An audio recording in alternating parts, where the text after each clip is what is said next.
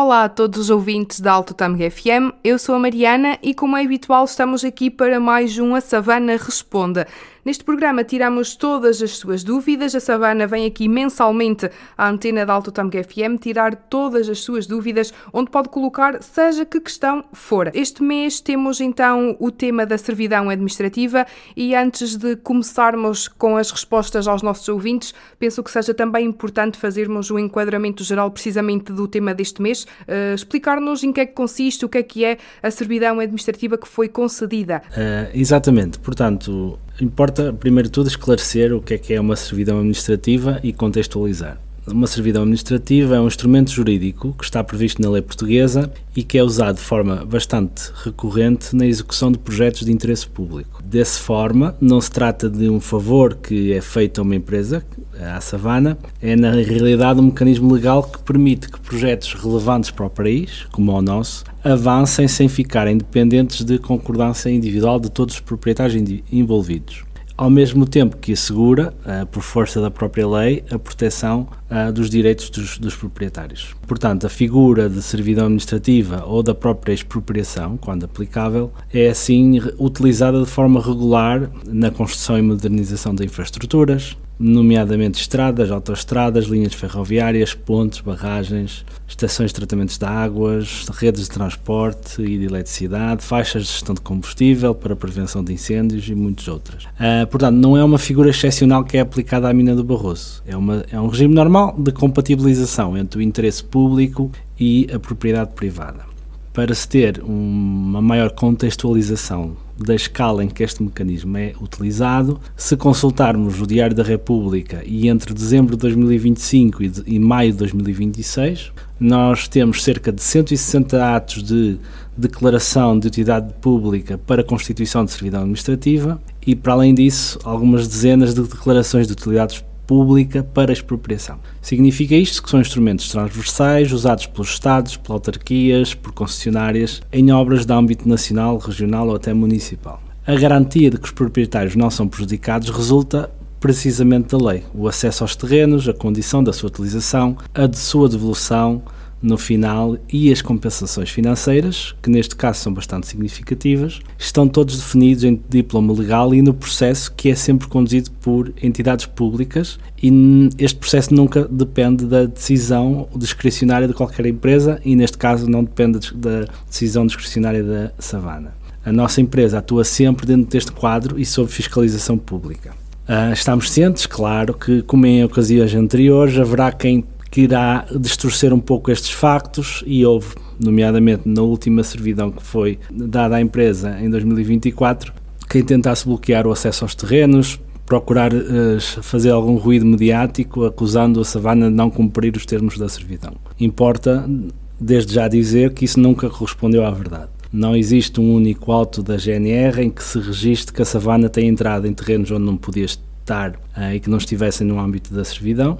Existem, no entanto, vários outros por parte da GNR em que a Savana foi impedida de executar trabalhos que a lei lhe permitia realizar. Acreditamos que é possível que isto volte a ocorrer, queríamos que não acontecesse e é por isso também que temos este programa para informar a comunidade. E é importante que as pessoas e a comunidade tenham presente a distinção do que é facto e do que é narrativa. Desta forma, dando esta contextualização, Mariana, acho que podemos, como de costume, responder a cada uma das questões colocadas pelos nossos ouvintes. Exatamente, feita então esta pequena introdução pelo Diogo, passamos agora a responder às questões que foram colocadas pelos nossos ouvintes e por todas as pessoas que queiram tirar alguma dúvida relativamente a este projeto da Savana. Temos uma pergunta de um anónimo que diz o seguinte: como respondem às críticas de que a servidão administrativa pode ser vista como uma limitação forçada dos direitos das populações em benefício de um projeto privado? Isabel, queres nos responder a isto? Começamos por esta questão porque ela toca num ponto essencial. A ideia de que a servidão administrativa seria uma limitação forçada de direitos precisa de ser lida no contexto correto. O que está em causa não é uma imposição sem critérios, mas sim um mecanismo legal que só pode ser aplicado dentro do enquadramento reconhecido e validado, com regras específicas e também com fiscalização pública. Como referimos, no enquadramento geral, Este é um instrumento usado de forma corrente em Portugal para viabilizar infraestruturas de interesse público, estradas, pontes, barragens, ferrovias, redes de saneamento e de energia. E não é um instrumento criado para o projeto da Mina do Barroso, nem aplicado de forma excepcional. É um regime legal que o Estado português prevê para esta categoria de projetos. No caso da Mina do Barroso, o projeto não atua fora desse enquadramento. Qualquer utilização de terrenos tem de estar autorizada, justificada e validada por decisões públicas, o que garante que não há arbitrariedade. Não se trata de uma decisão livre de uma entidade privada, mas sim de um processo formal e supervisionado em que todos os proprietários tiveram o direito de se exprimir em sede de audiência de interessados e, portanto, não é um processo novo que surpreenda qualquer proprietário. Por outro lado, esta solução permite evitar cenários mais agravosos, em vez de uma ocupação permanente ou de soluções mais intrusivas. A servidão cria um modelo em que há regras claras sobre o que pode ou não ser feito, protegendo os proprietários dentro de um quadro legal definido, e importa também sublinhar que o projeto da Mina do Barroso tem uma dimensão que ultrapassa o interesse individual ou empresarial, trazendo benefícios para o município, para a região e para o país. Trata-se de um projeto classificado como estratégico a nível europeu para a execução do regulamento das matérias-primas críticas, contribuindo para a dupla transição ecológica e digital e para o reforço das indústrias portuguesas e europeias.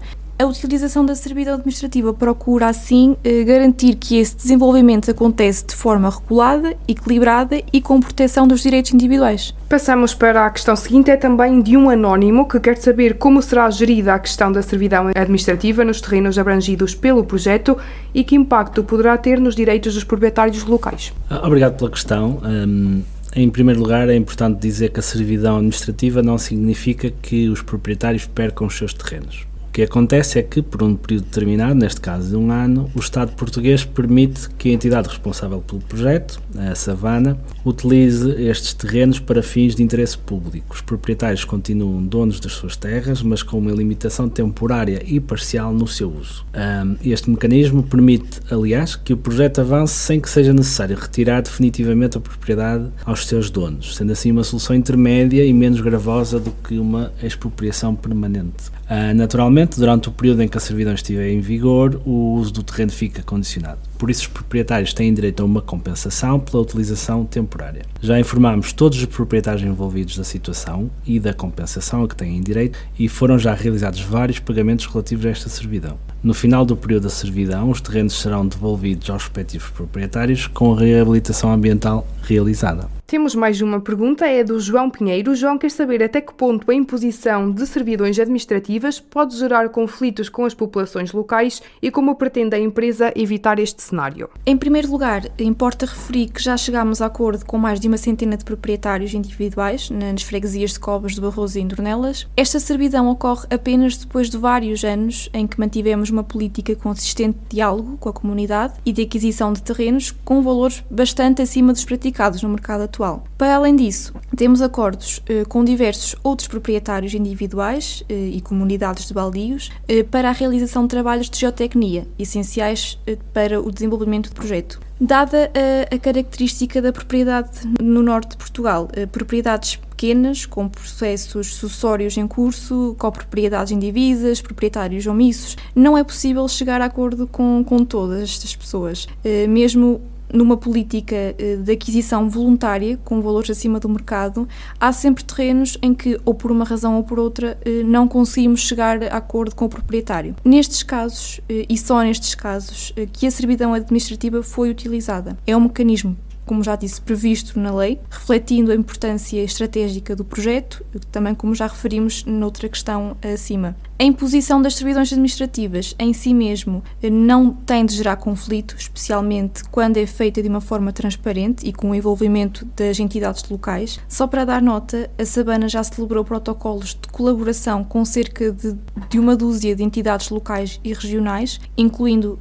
3 associações locais de caça e pesca, entidades ligadas ao setor florestal e social, bem como organismos da administração pública local. A nossa abordagem centra-se sempre sempre por trabalhar em proximidade com as comunidades locais e as associações que as representam, privilegiando sempre o diálogo desde o início e evitando decisões unilaterais. A política de negociação e entendimento direto com os proprietários, procurando soluções ajustadas a cada caso, permite reduzir tensões e encontrar alternativas aceitáveis para as duas partes. Existe ainda um conjunto de mecanismos que ajudam a criar confiança, a definição clara das condições de utilização dos terrenos, a previsibilidade das intervenções e o compromisso com as contrapartidas e benefícios locais. É de recordar que o projeto integra ainda medidas mais amplas de valorização do território, incluindo investimentos em acessibilidades, dinamização económica e apoio às comunidades, que contribuem para que o impacto seja percebido de uma forma globalmente positiva.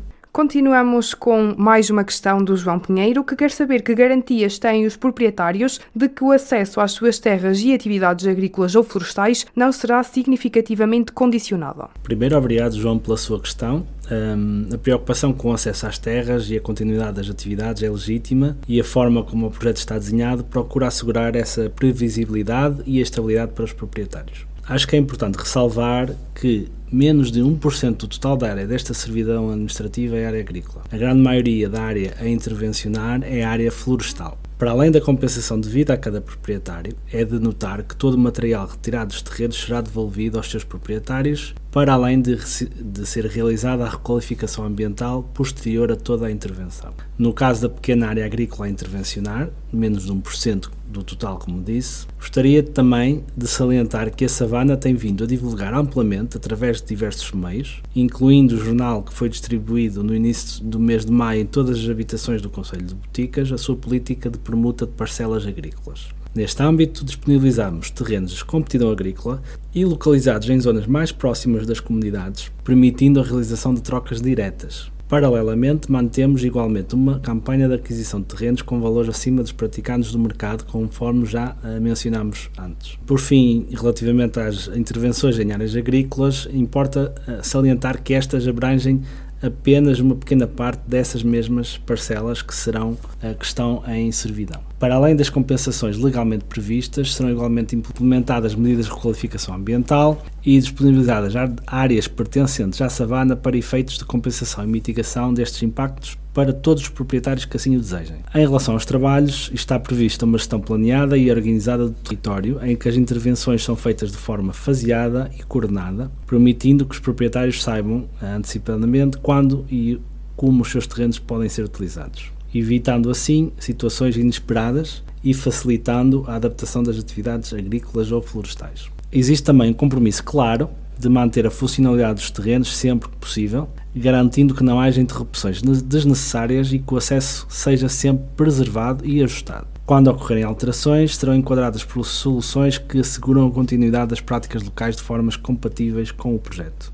É importante também dizer que há um acompanhamento e há uma responsabilidade da entidade promotora. Nós temos que atuar dentro das regras definidas e sob supervisão e assegurar que qualquer intervenção é feita com respeito pelas dinâmicas locais e pelas necessidades dos próprios proprietários. Espero que o João tenha ficado esclarecido. Temos também uma questão da Inês Moraes. Como foi feito o processo de diálogo e negociação com os proprietários afetados pelo acesso a terrenos que foram então necessários para o projeto? O processo de diálogo com os proprietários foi pensado para ser próximo, transparente e progressivo, evitando abordagens impositivas e também promovendo o entendimento desde as fases iniciais do projeto.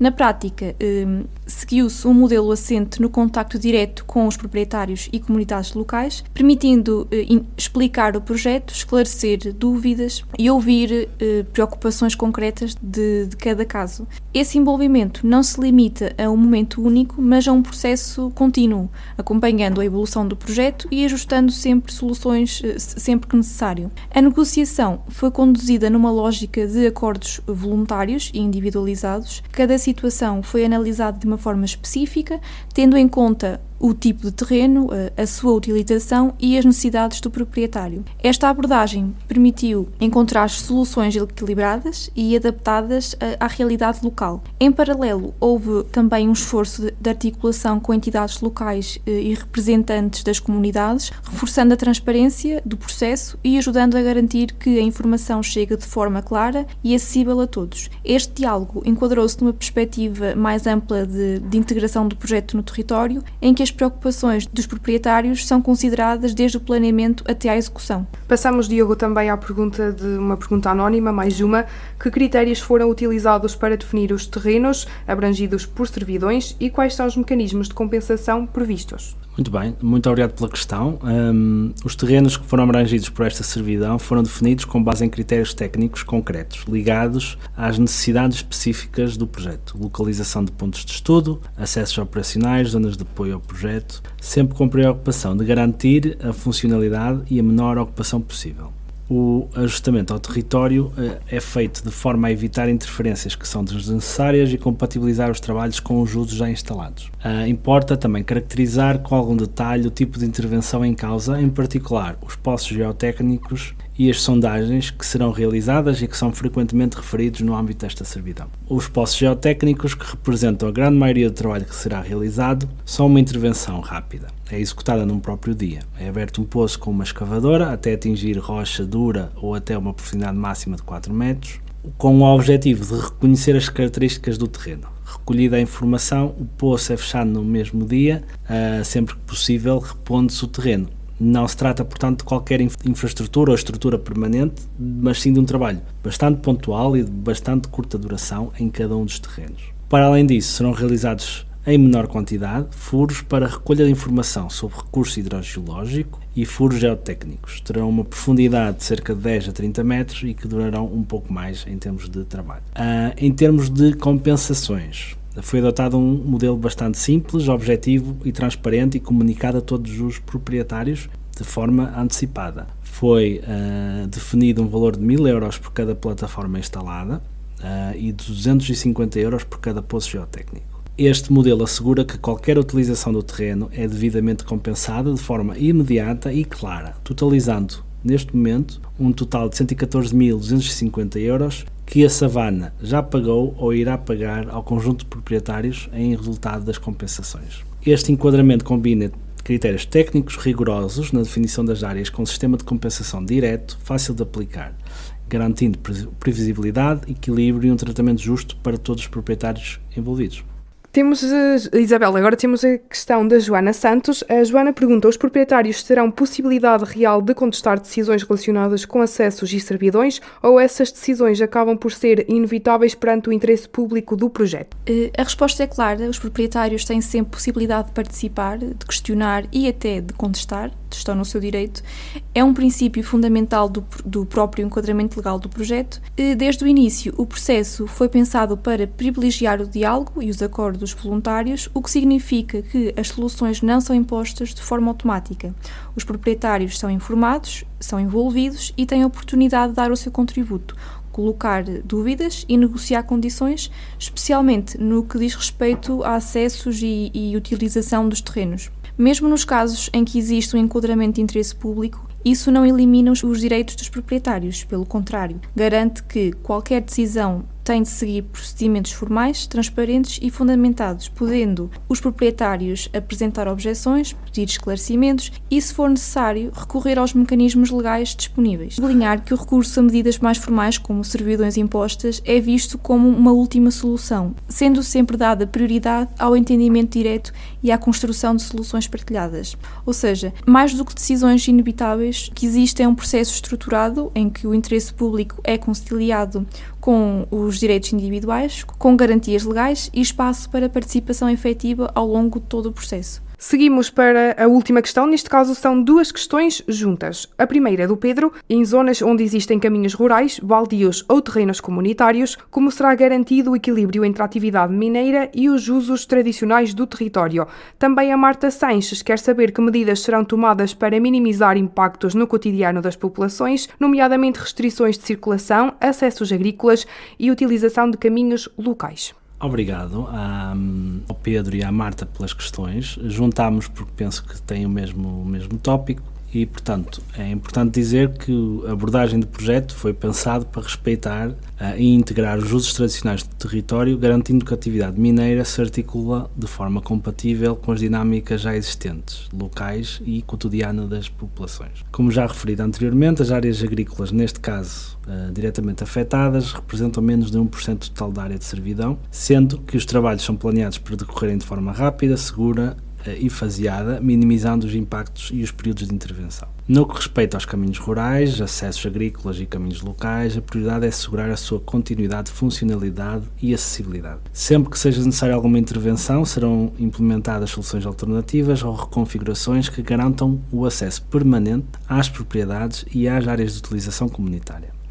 Em muitos casos, estas intervenções vão inclusivamente traduzir-se em melhorias das próprias condições de circulação, o que já aconteceu no passado. Ao nível da circulação geral, o projeto prevê igualmente uma gestão cuidada dos acessos e a criação ou melhoria de infraestruturas, com uma variante rodoviária, permitindo a longo prazo reduzir o tráfego em zonas habitadas e minimizar os constrangimentos para as populações locais. Relativamente aos baldios e terrenos comunitários, existe claramente um reconhecimento da sua relevância social, económica e cultural para as comunidades locais. Nesse sentido, qualquer utilização é desenvolvida em articulação direta com as entidades gestoras e os seus compartes, assegurando mecanismos de cooperação, benefícios e compensações adequadas. É importante também recordar que o pagamento da compensação para as comunidades de baldios foi realizado previamente a qualquer intervenção no terreno, num valor que ascende a quase 100 mil euros no caso desta segunda servidão. Portanto, reconhecemos e existe uma preocupação contínua em garantir que as atividades tradicionais, como o pastoreio, a agricultura ou outros usos comunitários no território,